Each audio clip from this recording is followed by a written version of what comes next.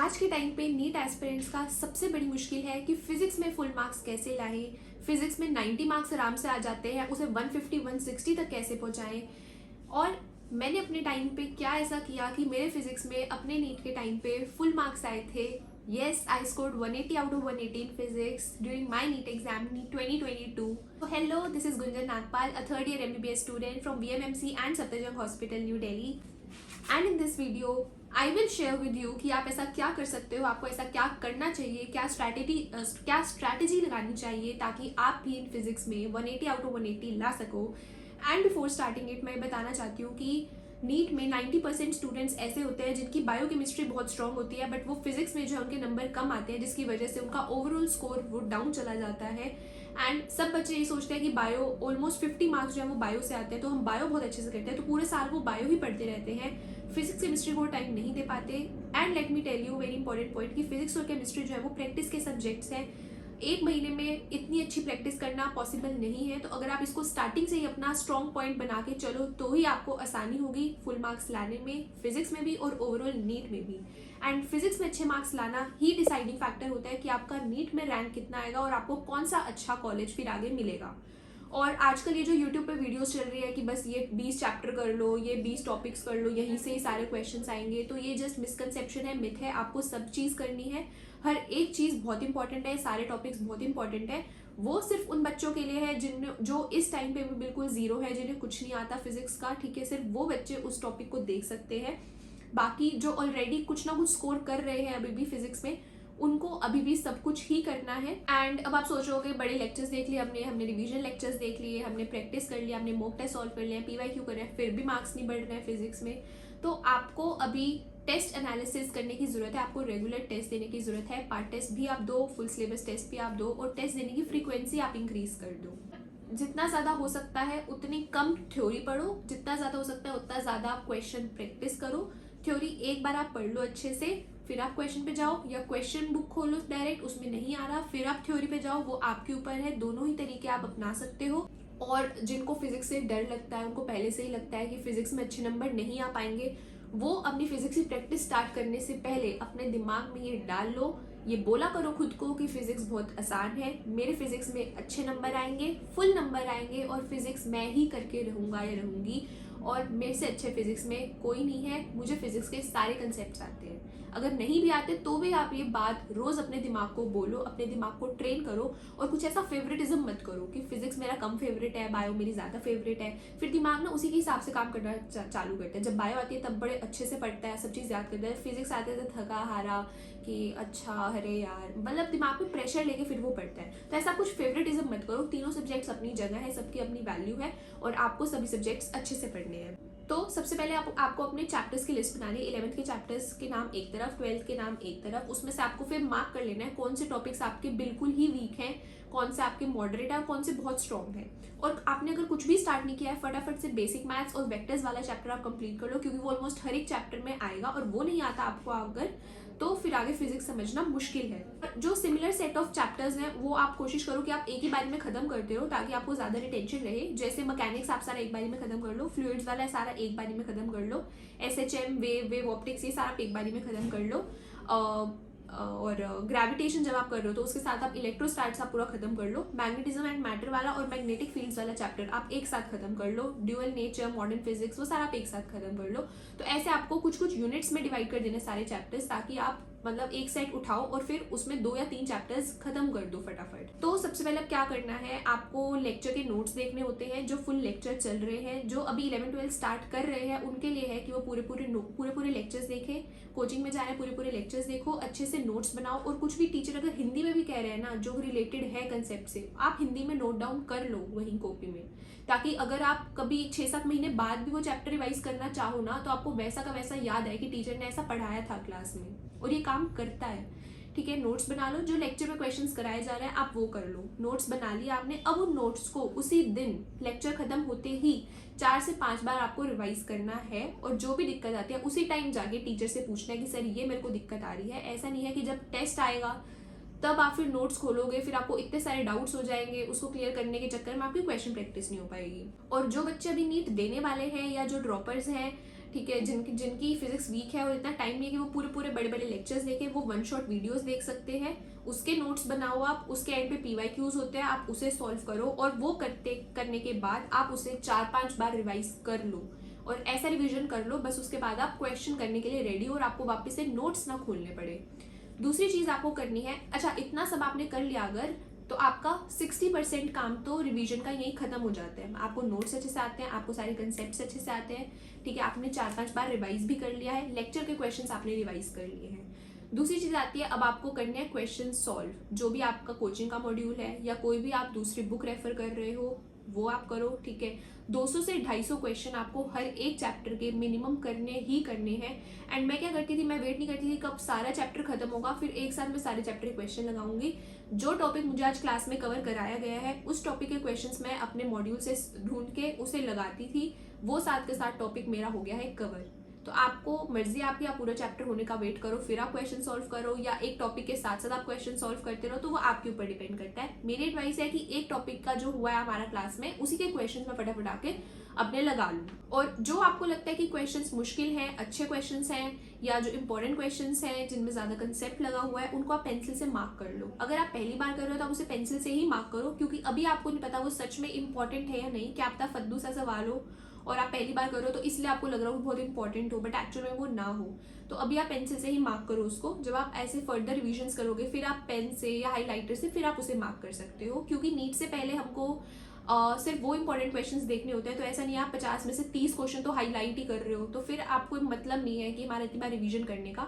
हमें सिर्फ ऐसे 50 में से 1-2 क्वेश्चन हो गए जिसमें हमें डाउट था, जिसमें हम अटकते थे, आपको बस वो हाईलाइट करने हैं, ताकि ताकि नीट से पहले जब हम फ्लैश रिवीजन करें उसमें आप बस वो क्वेश्चंस देख सको, उनके आंसर्स आप देख सको। क्वेश्चंस कर लिए हमने, नोट्स रिवाइज कर लिए हमने, लेक्चर देख लिया, अब आपको लगाने हैं पीवाईक्यू आप लगाओगे चैप्टर वाइज, और किसी भी बुक से आप कर सकते हो पीवाईक्यू, ऑनलाइन साइट से आप कर सकते हो, ठीक है। और कोशिश करो कि जब आप ऐसे पीवाईक्यू सॉल्व कर रहे हो उसके साथ साथ आप एक अपनी फॉर्मूला शीट बना लो।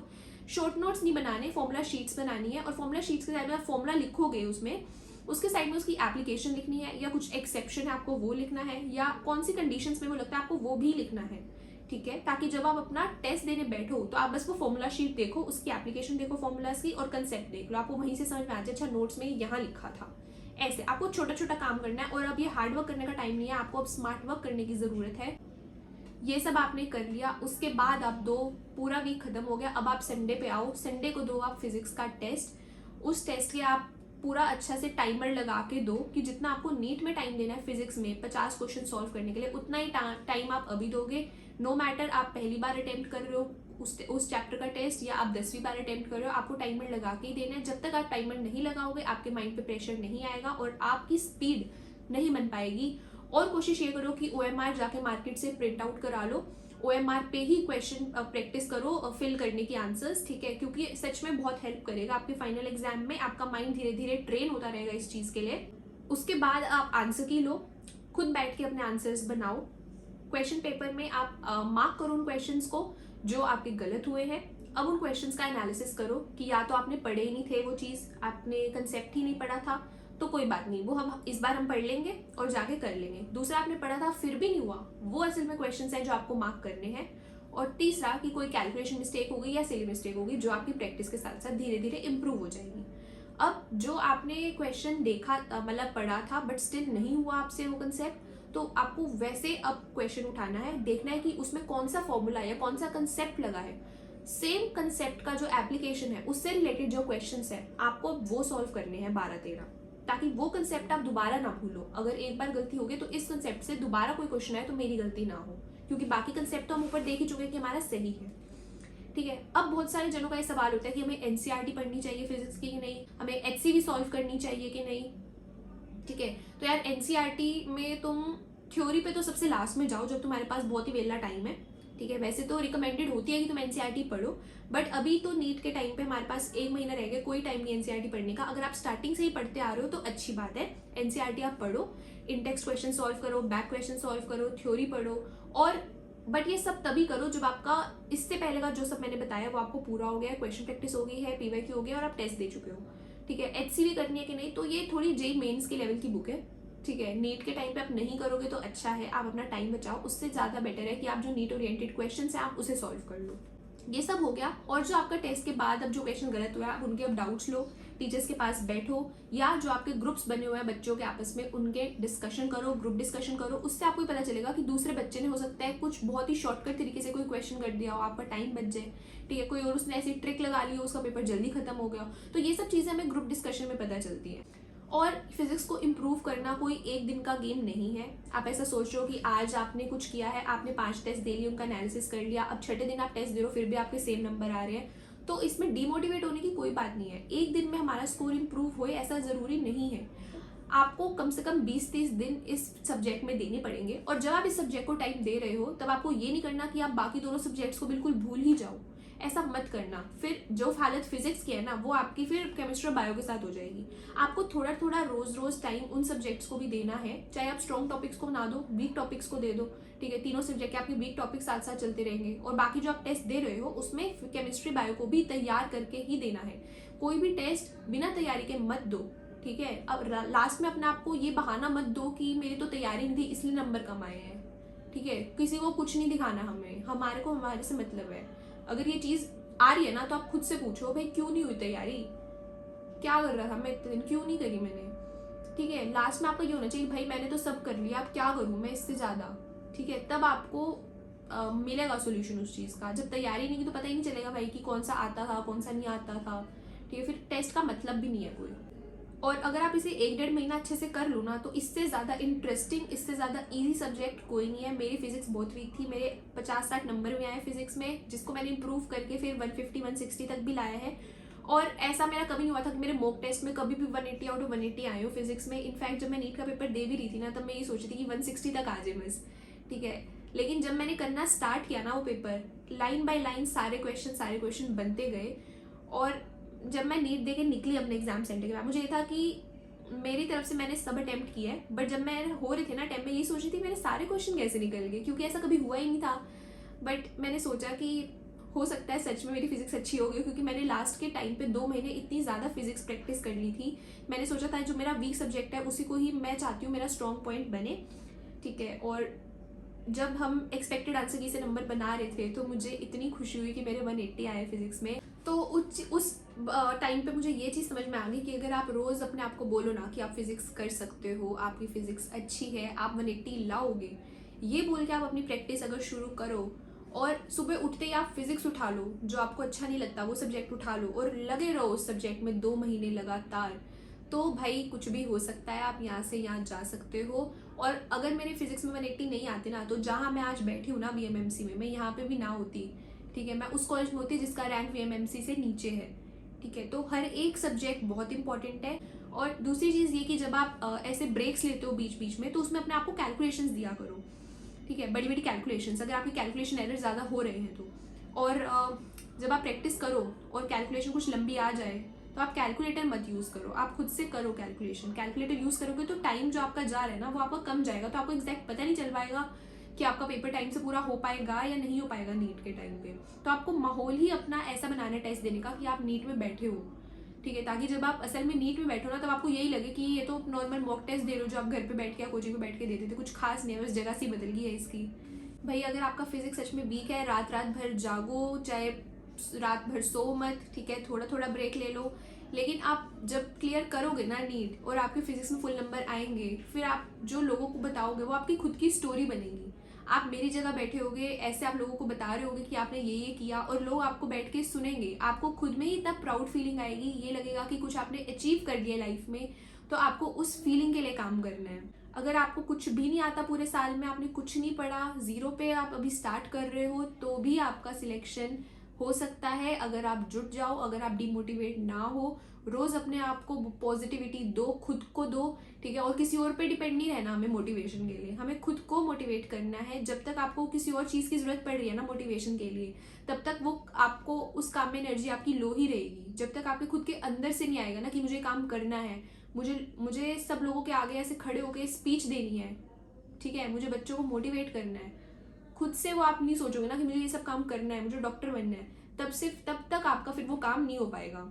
और मैनिफेस्टेशन की पावर बहुत ज़्यादा है। आप जब तक ये नहीं बोलोगे कि होएगा, तब तक वो काम नहीं होगा। अगर आप ये सोच रहे हो कि ये साल तो पूरा बर्बाद हो गया है, नीट में सिर्फ 1 महीना रह गया, अब कुछ नहीं हो सकता, एक और ड्रॉप ले लेंगे, ठीक है, उस ड्रॉप में बहुत अच्छे से पढ़ेंगे, स्टार्टिंग से पढ़ेंगे, भाई तो आपका नहीं होगा। आप नीट में बैठो ही मत फिर, ठीक है। आप उस दिन बैठ के अपना टाइम क्यों वेस्ट कर रहे हो, फिर नहीं होगा आपका, ठीक है। आपने पहले से अपने दिमाग में सोच रखा है कि कुछ नहीं होता, नहीं होएगा तो, ठीक है, तो होएगा नहीं। अगर आप सोचो कि यही मेरा अटेम्प्ट है लास्ट, मुझे करना ही करना है, चाहे मेरे पास 15 दिन रह गए हैं, चाहे 10 दिन रह गए हैं, ठीक है, चाहे 1 महीना रह गया, मैं अभी से स्टार्ट करता हूँ। और मेरी अगर मार्क्स यहाँ पे आए, कुछ तो इम्प्रूव होंगे ना, कुछ तो मेरे को अच्छा होएगा। और भगवान और किस्मत उसी का ही साथ देते हैं जो अपने साथ हार्डवर्क को रखते हैं।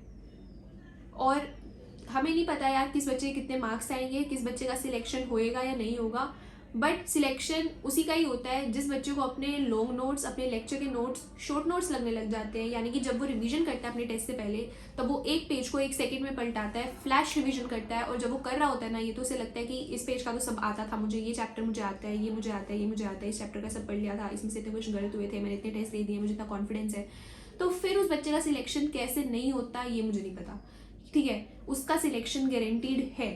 और आपकी भी इतनी प्रैक्टिस होनी चाहिए कि जब आप 5 चैप्टर्स बायो के करो ना 20-20 मिनट में, तब भी आपको कॉन्फिडेंस हो कि यहाँ से मेरे सारे क्वेश्चन सही निकलेंगे, ठीक है। पूरा सिलेबस रिवाइज करने का टाइम किसी के पास नहीं है, और 1 महीने पहले तो सच में किसी के पास नहीं है। आपको जो करना है वो आपको देने हैं फुल सिलेबस टेस्ट, जिसके टॉपिक्स बहुत ज़्यादा वीक है वो दे पार्ट टेस्ट, और फिर दे अपना फुल सिलेबस टेस्ट। और ऐसा नहीं है आपने आज दिया फुल सिलेबस, आपने अगले हफ्ते दिया है, उससे अगले हफ्ते दिया है, फिर आप उससे अगले हफ्ते एक्सपेक्ट करो आपको 50-60 नंबर इंक्रीज हो जाएंगे। भाई फुल सिलेबस में भी 5-7 टेस्ट लगते हैं आपके नंबर इंक्रीज करने में, ठीक है। 5-7 टेस्ट बाद आपके थोड़े नंबर इंक्रीज होंगे, वो भी हो सकता है कि 5-10 ही हो, लेकिन आपको डिमोटिवेट नहीं होना। हर एक जो टेस्ट हो रहा है आपको उसका एनालिसिस करना है, अपनी मिस्टेक कॉपी में लिखना है, और उसको हर टेस्ट से पहले रिवाइज करना है, ठीक है। और अभी इस टाइम पे मोबाइल से जितना दूर रह सकते हो तुम रहो। सबसे बड़ी डिस्ट्रैक्शन आजकल मोबाइल है, और ये इतना प्रीशियस टाइम है, आपको एक एक सेकंड इस टाइम का बहुत अच्छे से यूज करना है। अगर इस टाइम पे आपने अपना कीमती टाइम गवा दिया तो फिर आप रेस में ऑलरेडी पीछे हो गए हो भाई, ठीक है। तो आपको ये टाइम बहुत अच्छे से यूज करना है। और दूसरी बात ये कि आपको किसी और चीज से भी कुछ भी रिलेटेड डाउट है, कमेंट्स में जरूर बताओ, मैं उस पर एक डिटेल वीडियो बनाने की जरूर कोशिश करूंगी। एंड जो भी हेल्प आपको मुझसे चाहिए, आई एम रेडी, ठीक है। आप प्लीज़ कमेंट्स में आओ, सब्सक्राइब करो चैनल को, लाइक करो कंटेंट, और इसको शेयर करो उन लोगों को जिनको सच में इसकी ज़रूरत है। Thank you and all the very best to you. जल्दी जल्दी आ जाओ भाई अपने कॉलेज में, ठीक है। Your dream college is waiting for you. Thank you and all the best.